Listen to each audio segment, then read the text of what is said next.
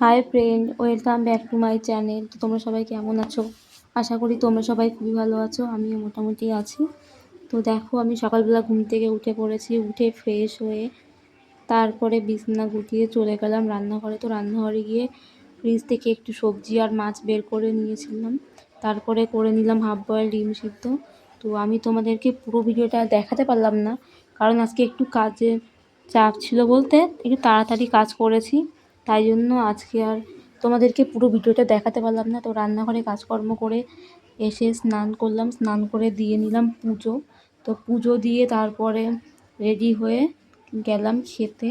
তো দেখো, খাবারে রয়েছে সাদা ভাত, তার সাথে রয়েছে নিম বেগুন করেছে, আর এখানে রয়েছে কষা কষা ডিমের তরকারি আলু দিয়ে, আর তার সাথে ছিল এখানে ভোলা মাছ সর্ষে দিয়ে করেছিল। তো এই কটা মেনুই আজকে দুপুরে হয়েছিল। তো তারপরে একটু ঘুমিয়ে নিলাম।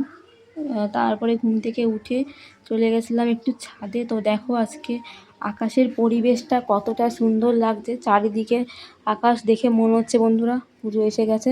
আমার তো মনে হচ্ছে, তোমাদের কি মনে হচ্ছে অবশ্যই জানিও। দেখো গ্রামের পরিবেশ কত সুন্দর।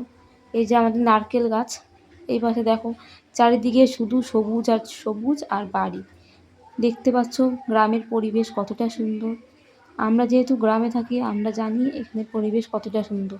শহরে শুধু ধুলোবালি আর ধুলোবালিতে ভরা, কিন্তু আমাদের এখানে ধুলোবালি পলিউশনটা অনেকটাই কম। তো দেখো পরিবেশটা কতটা সুন্দর লাগছে। এখানে রয়েছে আমাদের ওয়াইফাইয়ের কানেকশান, তাই সাদা বোর্ড দেখা যাচ্ছে। তো দেখো, তোমাদেরকে আমি ভালো করে ঘুরিয়ে ঘুরিয়ে দেখাচ্ছিলাম। তো তোমাদের পরিবেশটা কেমন লাগছে অবশ্যই কিন্তু জানান। তারপরে ছাদে গিয়ে দেখতে পেলাম রামধনু উঠেছে। তো দেখো, এই যে হলো রামধনু। আমার ফোনে ভালো করে আমি দেখাতে পাচ্ছি না। আমার মনে হয় রামধনুটা আরও অনেক আগে উঠেছিল, কিন্তু আমি যখন গেছি তখন অনেকটা আবছা আবছা হয়ে এসেছে, তাই জন্য অল্প অল্প রামধনুই দেখা যাচ্ছিল। দেখতে পাচ্ছ রামধনুটা হালকা দেখা যাচ্ছে। রামধনু দেখতে কার না ভালো লাগে, আমার তো খুবই ভালো লাগে। তোমাদের কেমন লাগে আমাকে কিন্তু জানাবে অবশ্যই। আর আমি অনেক দিন পর রামধনু দেখলাম, প্রায় 1.5-2 বছর পর রামধনু দেখতে পেলাম। আমার তো খুব ভালো লাগছিলো। আমি তো ভাবছি যদি আবার একদিন ওঠে তাহলে আমি আবার রামধনু দেখতে পাবো। তারপরে দেখো আকাশটা নীল হয়ে এসছে, প্রায় সন্ধে নেমে এসছে, তাই জন্য আকাশটা নীল হয়ে আছে। দেখো নীল হয়ে গেছে, তাও কিন্তু পরিবেশটা কতটা সুন্দর লাগছে। তো দেখতেই পেলে এত সুন্দর পরিবেশ, তাই ভাবলাম যে একটু ভিডিও করে তোমাদের মাঝে দেখাই। এত সুন্দর পরিবেশ আমার তো ভালো লাগে, তাই ভাবলাম একটুখানি পরিবেশটার ভিডিও করে তারপরে যা কাজকর্ম করার করব। তো যাই হোক, ভিডিওটা করছিলাম। তো ভিডিও করা হলো, তারপরে ছাদ থেকে চলে আসলাম নিচে। তো নিচে এসে দিয়ে নিলাম ঠাকুর ঘরে পুজো।